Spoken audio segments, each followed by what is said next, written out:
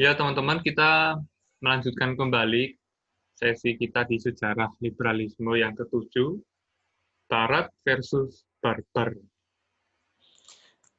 Ya, teman-teman, kalau kita melihat di bagian berikutnya, di sini kita bisa melihat bagaimana Losurdo menjelaskan tentang beda perlakuan atau seperti sikap ganda kaum liberal terhadap orang kulit putih dengan orang-orang yang dianggap barbar atau orang-orang non kulit putih. Misalnya, kalau kita melihat ya, setelah kemerdekaan Amerika Serikat dari Inggris, uh, rupanya kerajaan Inggris itu belajar bahwa yang demikian itu akan mengikuti. Itu sebabnya mereka tidak segan untuk mengakui kedaulatan wilayah-wilayah koloni yang sudah dikuasai kulit putih. Misalnya Kanada, Selandia Baru, Australia, dan Afrika Selatan. Itu semua adalah wilayah-wilayah yang seperti halnya Amerika. Wilayah koloni, tapi sudah dikuasai oleh kulit putih. Nah, mereka nggak segan untuk mengakui kedaulatannya. Tetapi, ketika tuntutan kedaulatan atau kemerdekaan itu muncul dari wilayah-wilayah yang tidak dikuasai oleh orang kulit putih, misalnya di Amerika Latin, Amerika Selatan ya, yaitu di wilayah di mana banyak orang-orang campuran di sana. Meskipun orang-orang Spanyol dulu banyak ke sana, kemudian menikah dan berkembang biak, tetapi banyak di antara mereka itu yang lalu bercampur. Nah, mereka ini diperlakukan secara berbeda. Mereka dianggap barbar dan jajahan.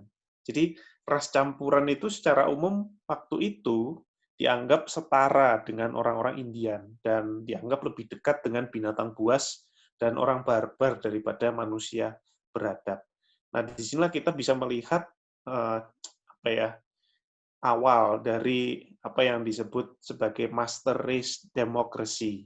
Artinya adalah demokrasi di mana ada satu ras tertentu yang menjadi tuan, yaitu ras kulit putih.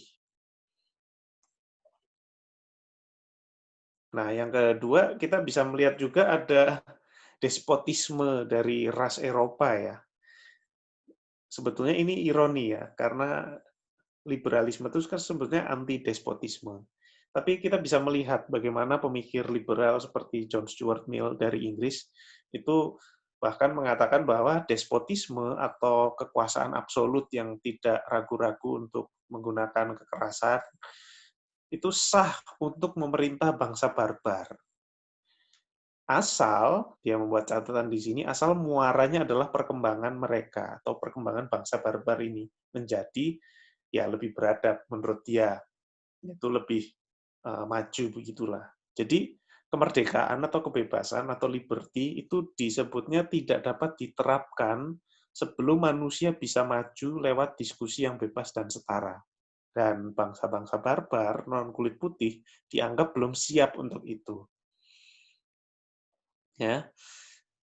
Nah, perbudakan kemudian juga dilegitimasi untuk orang-orang non kulit putih itu, dianggap sebagai fase transisi bagi bangsa tak beradab untuk memasuki kehidupan masyarakat industri.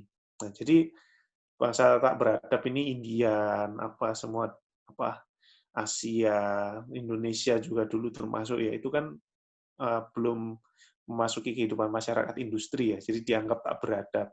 Jadi mereka menganggap dengan diperbudak itu mereka sebetulnya mendapatkan pendidikan kerja berkelanjutan, artinya kerja yang kontinu, di mana kerja berkelanjutan itu dianggap sebagai fondasi peradaban. Nah, di sini kan kita bisa melihat ya sebetulnya bagaimana kapitalisme itu ada di balik ini ya. Lalu pemikir liberal yang lain, de Tocqueville ya dari Prancis, ini juga mengagung-agungkan supremasi Barat. Misalnya, dia di satu sisi itu mendukung penghapusan perbudakan di koloni-koloni Prancis. Nah, di sini kita harus hati-hati ya. Memang banyak pemikir liberal yang juga mendukung penghapusan perbudakan. Tapi kita perlu curiga, apa alternatif yang mereka cita-citakan selain perbudakan. Nah, rupanya pemikir seperti de Tocqueville ini menganggap bahwa setelah emansipasi atau setelah perbudakan ini dihapus, setelah budak dibebaskan dari statusnya, dia diperbolehkan untuk memilih tuan. Jadi kemerdekaannya itu adalah kemerdekaan untuk memilih tuan. Tetapi tidak boleh menganggur atau bekerja untuk diri mereka sendiri. Karena salah satu kekhawatirannya adalah kalau demikian, mereka akan seperti orang-orang Eropa atau kulit putih.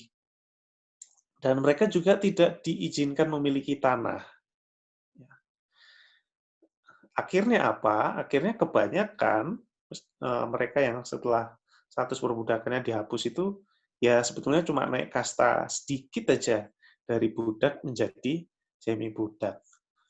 Kita bisa melihat juga bagaimana di Amerika misalnya setelah penghapusan perbudakan setelah kemenangan Perang Saudara, tetapi sebetulnya statusnya juga tidak jauh berbeda. Bahkan sampai hari ini kita melihat ada Black Lives Matter dan lain sebagainya.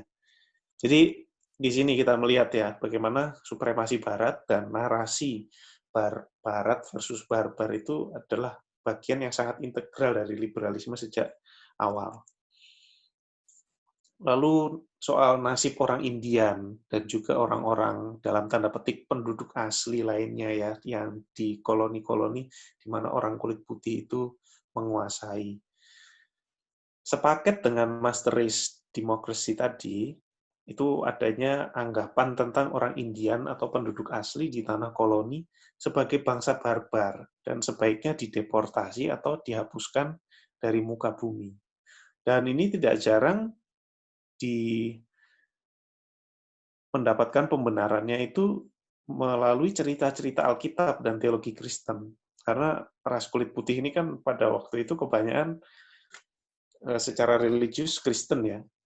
Jadi banyak dari cerita-cerita Alkitab seperti misalnya bangsa Israel yang mengusir orang-orang Kanaan dan harus menghapuskan orang-orang penduduk tanah itu sebelumnya. Mereka merasa sebagai orang kaum di mana Allah sudah menganugerahkan kepada mereka tanah yang dijanjikan dan kemudian merasa diri mereka sebagai keturunan dari Abraham yang berhak untuk mengklaim tanah yang baru ini. Jadi dan juga bahwa mereka berkuasa itu adalah bukti dari pemeliharaan Allah dalam sejarah atau providensia. Nah, ini sangat mewarnai dan menjadi catatan gelap dalam sejarah kekristenan.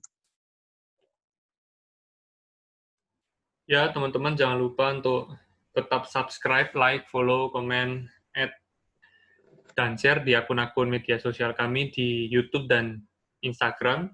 Dan juga teman-teman bisa like fanpage Facebook kami di Akademi Aliarkam. Sampai berjumpa di video-video selanjutnya.